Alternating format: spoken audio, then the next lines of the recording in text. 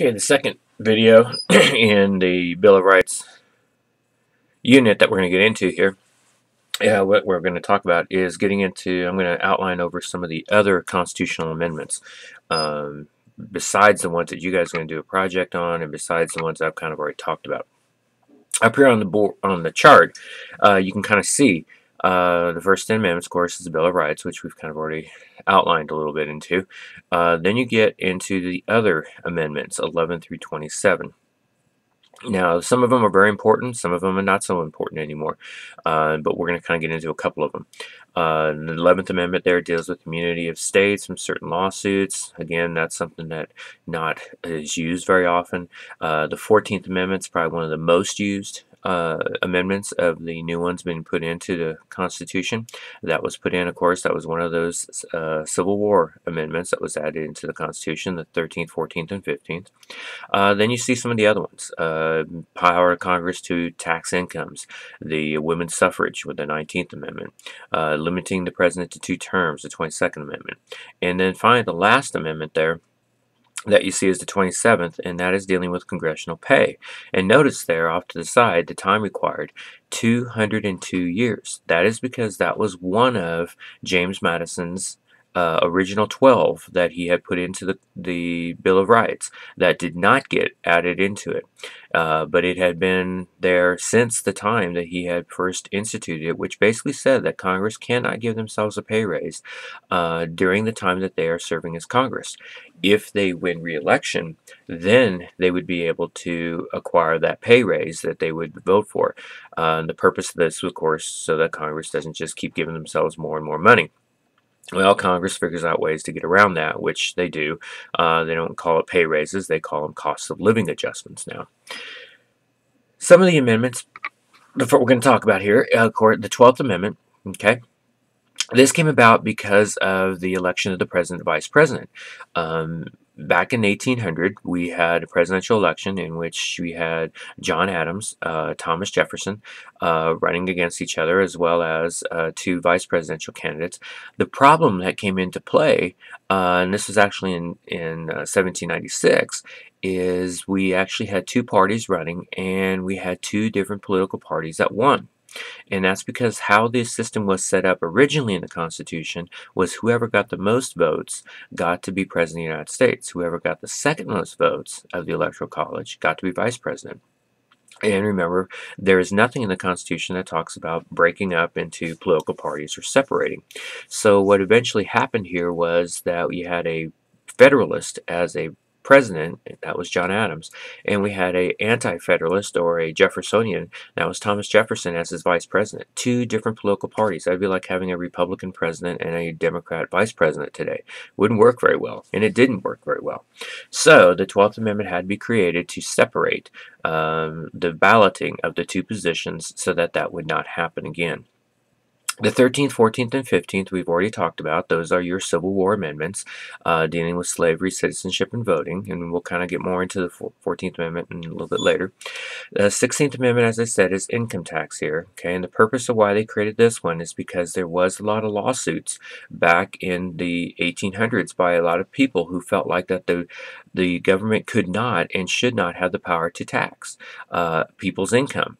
And so therefore the Congress then decided that they had to add something to the Constitution that specifically gave them the right to tax people's income to acquire money so that the federal government could continue to serve. Then you got into the 18th and 21st Amendments. The 18th Amendment created prohibition. That is the banning of all alcohol in the United States. And of course, if you take history classes, you know that back during that period of time, there was a lot of problems with that, and it didn't work very well. And then the 21st Amendment came into play, and that was basically the repeal of prohibition. And that brought alcohol back as a legal substance again. Today, you have a lot of arguments going on about, marijuana and whether that should be legalized or not. Not that they'll put that in the Constitution at all, but again, it kind of gives you this idea that back during this period of time when they were trying to ban alcohol, the idea of putting that in the Constitution really is kind of a far-fetched thing. It's kind of a, to put it into our living document like that was kind of a dumb thing to do, but there was a huge driving movement out there, especially by the women who wanted to get alcohol banned because of the effects it was having, with especially men and alcoholism and stuff. And then also there was a war going on, so that was part of the reason as well as why they did that. Then you had the 19th Amendment, which did give women the right to vote. Now, this is a huge one. This is probably, again, a very, very important one in our time. The reason is because if you look today, more women are participating in politics than men are in terms of voting. A higher percentage of women vote than do men. And that is substantially important because women have a different viewpoint on where they see the country going and where they want the country's resources going when it comes to our government. Women are much more deeply involved in social issues such as abortion, dealing with gun control, dealing with some of our basic freedoms, and dealing with education and those kinds of issues than men are. So this is a huge change in our country when women got this right to vote. And today we're really seeing the effects of that. More and more women are running for office. More and more women are winning offices in the local elections. And of course, if you go back to 2008, we almost had a woman president. And who knows what's going to happen in 2016. But there is a very good chance that probably here in the upcoming next presidential elections in 16 or in 2020, we could have a woman president. And that's not something that is very unlikely at all. The 20th Amendment now deals with the commencement of terms. The president takes office on January 20th after an election year. This is called the lame duck presidency, and the reason is because remember the election is in November. That's when the presidential election is every 4 years. So from November to January then, let's say that you have a president, okay, in this case we have Barack Obama. Obama can't run for another term now. He's already served 2. So in 2016, actually 2015 in November, there will be a presidential election. And then in December, at the end, 2016, yeah, there will be a presidential election. And at the end of 2016, and in December, it's going into 2017, Obama still will be president for that next month, going into January 20th. So whoever wins, the Republican or Democrat candidate who runs in 2016, they would not get to take office for about 2 to 2.5 months.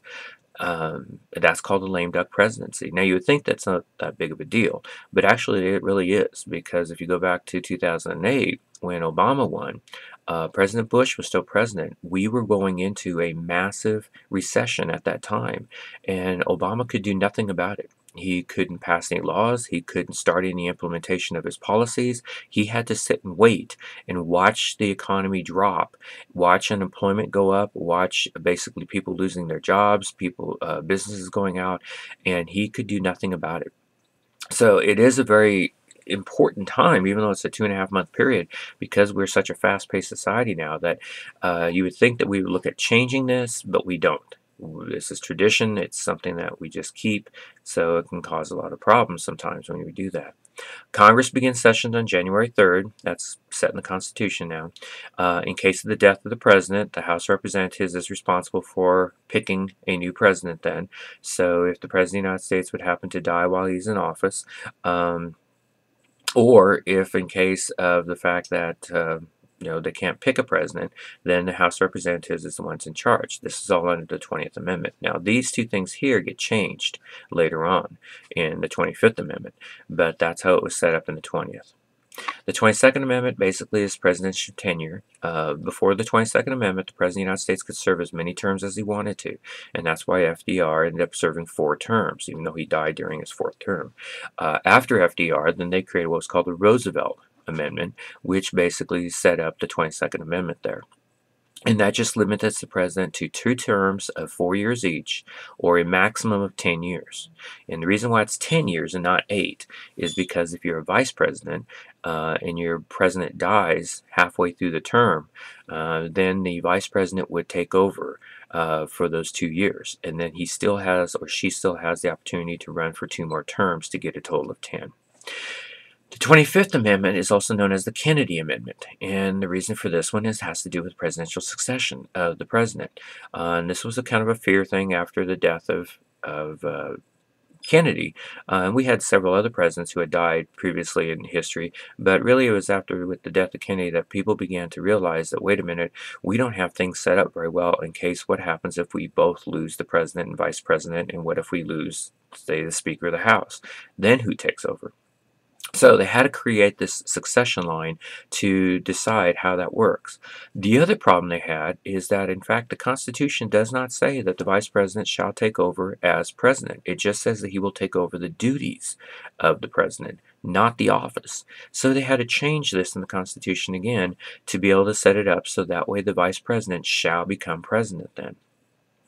What happens if the Vice Presidency has a vacancy? Then the President can nominate a new VP, and it has to be confirmed by both houses. Now, this is a change again from the taking away from the 20th Amendment and removing that part, as well as this, of what was previously set up.